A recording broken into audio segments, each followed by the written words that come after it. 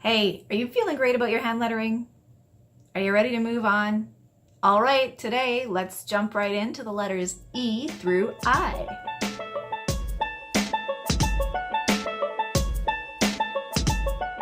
Hi there, friend.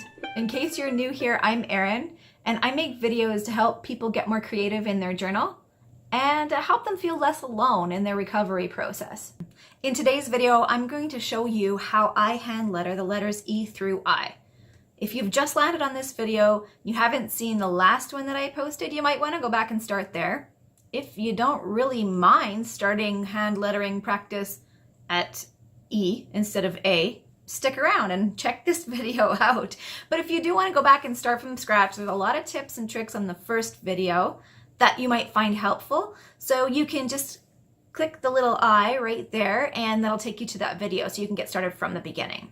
For those of you who are going to stick around and skip the first video, you're quickly going to want to know, where the heck did I get that practice sheet that I'm working on in the tutorial that you're about to see? That is actually available for free to download from my website, and the link is in the description below. So I'm going to hop in now and show you how I do it.